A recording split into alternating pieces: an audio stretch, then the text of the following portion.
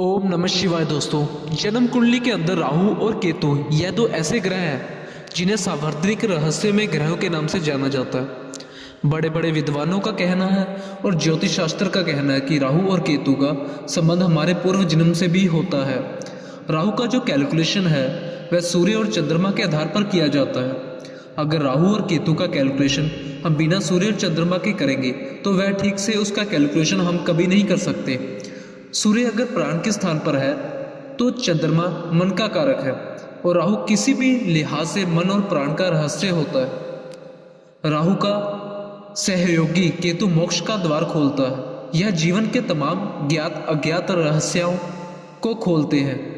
इन ग्रहों को रहस्यमय ग्रह कहते हैं। अपने पूर्व जन्म से किस तरह के कर्म और संस्कार आप लेकर आए हैं और उसका आपके जीवन पर किस तरह का प्रभाव पड़ रहा है, यह बात कुंडली के 12 भावों में राहु की उपस्थिति से आप जान सकते हैं और अच्छे से इसे समझकर आप सावधानी बरत सकते हैं। सो चलिए शुरू करते हैं खाना नंबर 1 से। साथ ही साथ मैं आपको इनके उपाय भी बताऊंगा कुछ अगर हो सके तो, और इनकी प्रिकॉशंस भी बताऊंगा।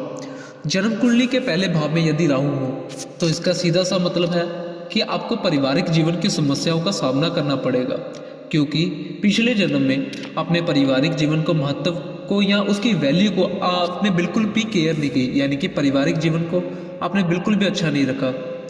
अब यहाँ पर आपको करना क्या है, राहु जब भी फर्स्ट हाउस में यानी कि लगन में होते हैं तो ऐसा इंसान ओवर थिंकिंग करता है, बहुत बड़ी बड़ी बातें करता है और इल्यूजन में रहता है, भ्रम की स्थिति पैदा करता है राहु लगन में।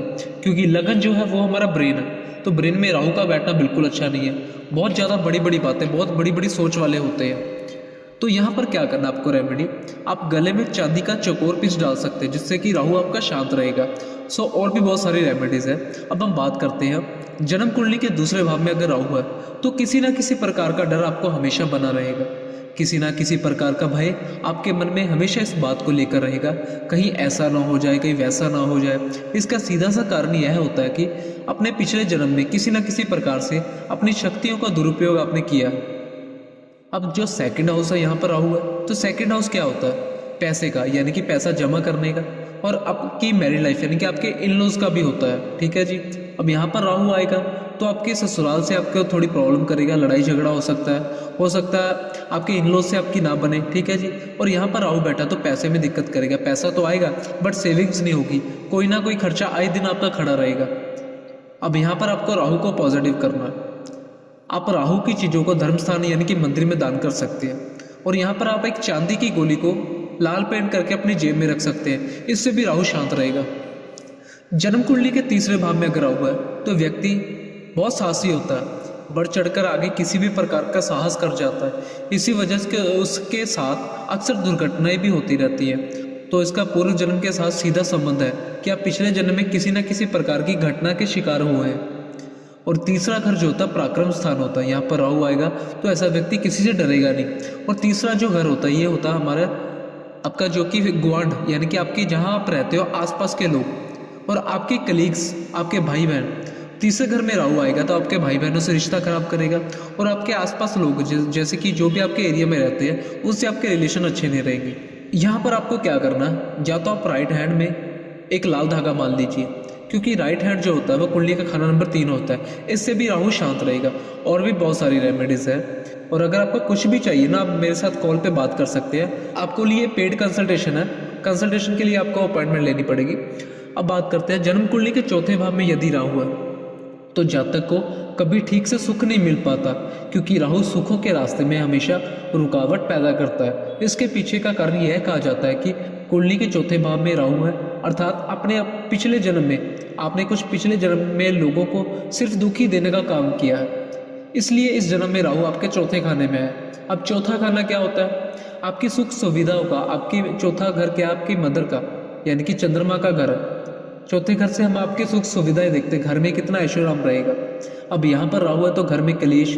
आपको राहु क्या करता है, घर से दूर करेगा, या तो विदेश लेके जाएगा, और घर से जितना दूर रहोगे आप उतनी तरक्की करोगे।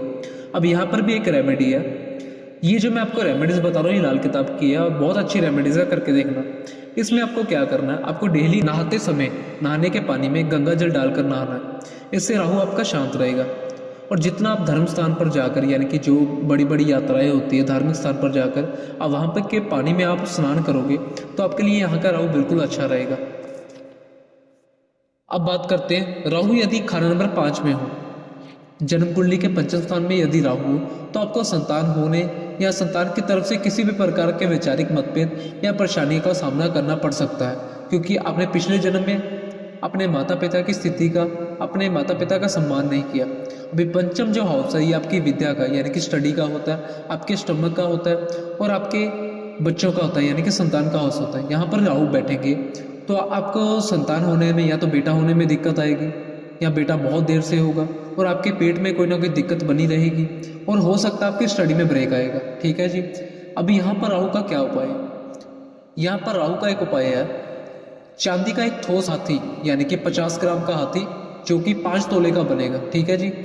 चांदी का ठोस हाथी जिसकी राइट लेग आगे और सूंड नीचे की तरफ हो, इसको क्या करना है, एक कटोरी में गंगा जल भर के उसमें डिप करके अपने रूम में किसी भी हाइट पे ऊपर, यानी कि या तो अलमारी के ऊपर रख दो, इससे भी आपको पॉजिटिव रिजल्ट मिलेंगे।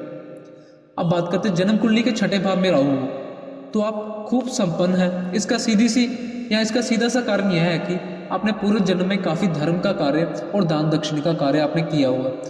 राहु अगर 6th हाउस में है तो आप बहुत भाग्यशाली हैं, क्योंकि राहु आपको जीवन में उस स्तर पर लेकर जाएगा जो कि कोई और ग्रह नहीं लेकर जा सकता। आप जीवन में खूब तरक्की करोगे, नाम कमाओगे, और जिस भी प्रोफेशन में आप रहोगे ना, हर कोई आपको जानेगा और आपके पास भरपूर पैसा होगा, क्योंकि छठे का राहु बहुत ही अच्छा माना जाता है। क्योंकि छठा घर जो होता है रोग, ऋण और शत्रु, यहाँ पर राहु बैठेगा तो आप इन सभी चीज़ों पर आप जीत हासिल करोगे। आपको बीमारी छोटी मोटी होगी आप कवर कर लोगे। अभी कर्ज आपका कभी नहीं होगा, राहु कभी आपका कर्ज यहाँ पर नहीं होने देगा, और शत्रु आपके सामने कभी टिक नहीं पाएंगे, थर थर कांपते हैं ऐसे लोगों से शत्रु। यहाँ पर आपको रेमेडी कुछ नहीं करनी है। अभी जो नेक्स्ट बात करते हैं, राहु अगर आपकी कुंडली के सप्तम स्थान में हो तो व्यक्ति को जीवन में उतार चढ़ाव अक्सर देखने को मिलते हैं। इसका सीधा सा कारण क्या है कि राहु स्पष्ट बताते हैं कि अपने पूर्व जन्म में अपनी धन और संपत्ति की कीमत को ठीक से नहीं समझा आपने। अब सप्तम हाउस जो होता है आपके स्पाउस का, आपके मैरिड लाइफ का, आपके रिलेशनशिप का भी होता है। ठीक है जी। यानी कि आपका स्पाउस, अगर आप मेल है तो आप फीमेल, अगर फीमेल है तो आप मेल, आपका स्पाउस, आपकी मैरिड लाइफ, अगर कोई भी पार्टनरशिप में काम करना चाहते हैं वो भी सप्तम से देखा जाता है। अब राहु यहाँ पर बैठेंगे तो मैरिड लाइफ में प्रॉब्लम्स करेंगे, डेफिनेटली करेंगे। और यहाँ पर ऐसा भी कहा जाता है जिनका भी सप्तम में राहु हो ना, ऐसे लोगों को कुत्ता घर पर कभी नहीं पालना चाहिए, और अगर आपने कुत्ता पाल लिया तो आपकी तरक्की भी खत्म और मैरिड लाइफ का सुख भी खत्म। यहाँ पर एक उपाय आपको और करना है, चांदी की एक ठोस ईंट यानी कि शादी के समय आप ससुराल वालों से लेकर हमेशा अपने पास रखें। यह बहुत ही बेनिफिशियल उपाय है। अब बात करते हैं जन्म कुंडली के अष्टम भाव में यदि राहु है तो आपका जन्म किसी विशेष उद्देश्य के लिए हुआ है, जो पिछले जन्म से आप वह उद्देश्य कभी अभी तक आपका बाकी है। ज़्यादातर देखने को यह मिलता है कि ऐसे लोगों का जन्म और मृत्यु आकस्मिक ही होती है, क्योंकि अष्टम का राहु अच्छा नहीं माना जाता। अष्टम जो घर होता है यहाँ मंगल का घर होता है और यहाँ शनि की बैठक होती है, क्योंकि यहाँ पर राहु आएगा तो आपको हेल्थ इशू देगा, लाइफ में सडन प्रॉब्लम्स देगा, आपका चलते चलते काम रुक जाएंगे। यहाँ पर राहु की रेमेडी करनी बहुत ज़रूरी है। अब यहाँ पर आप राहु की रेमेडी क्या कर सकते हैं? करना आपको क्या है, राहु का जो रंग होता है नीला, आप उपाय के लिए नीली चीज़ों का इस्तेमाल कर सकते हैं। राहु की जो धातु चीज़ होती है, वस्तु होती है, वो होती है जौ यानी कि बार्ले। आप 800 ग्राम जौ लेकर के कच्चे दूध में धो करके इसको जल प्रवाह कर दीजिए बुधवार या शनिवार के दिन, किसी भी दिन। इससे आपको रिजल्ट बहुत अच्छे मिलेंगे, आपकी हेल्थ भी अच्छी होगी और जो भी प्रॉब्लम्स आ रही है नो डाउट सब अच्छा हो जाएगा। जन्म कुंडली के अगर नवम भाव में राहु है तो जातक धर्म भ्रष्ट हो जाता है, भाग्य उसका साथ नहीं देता। इसका सीधा सा मतलब है कि अपने पूर्व जन्म में समाज के लिए बहुत समस्याएं पैदा की है और आपने अपनी धार्मिकता का पालन, परिवार के रीति रिवाज का पालन नहीं किया। और जिनका भी 9वें घर में राहु होता ना, ये पुराने रीति रिवाजों को नहीं मानते और इनको अगर कह दो तो ये कहेंगे ठीक है बस मुझे पता है, ये ऐसी बात करेंगे। बट एक इनके पास एक शफा होती है, लाल किताब में ऐसा कहा है, जिनका भी राहु 9वें में हो ना, इनके पास अगर कोई दुखी व्यक्ति आ गए, ये कुछ ऐसा बोल देंगे वो तुरंत ठीक हो जाएगा। इनके पास एक शफा होती है। वैसे तो राहु गुरु के घर में बैठा है, बट फिर भी यहाँ पर राहु की रेमेडी करनी जरूरी है। अब बात करते हैं जन्म कुंडली के दशम भाव में यदि राहु है तो राहु व्यक्ति को ऊंचाइयों तक पहुंचाता है, लेकिन पारिवारिक सुख उसे नहीं मिल पाता। केवल पद प्रतिष्ठा की कामना में ही वह व्यक्ति लगा रहता है, अन्य किसी भी चीज की उपलब्धि उसे नहीं हो पाती। यहाँ पर सीधी सी बात है, राहु यह समझते हैं कि आपने कभी अपने पूर्व जन्म में पारिवारिक मूल्यों का आदर नहीं किया। अब जिनका भी दशम में राहु है, ऐसा कहा जाता है राहु जिसके दस में दुनिया उसकी बस में, क्योंकि दशम का राहु व्यक्ति को बहुत चालाक बनाता है और अपने कर्म के लिए यानी कि जो प्रोफेशन में है बहुत तेज होते हैं ऐसे लोग। और ऐसे लोग क्या लीडरशिप भी हो, यानी कि जो लीडर होते हैं प्रधानगी में भी जा सकते हैं। इनके अंदर एक अच्छी स्किल होती है और अच्छे से ये काम निकलवाना जानते हैं।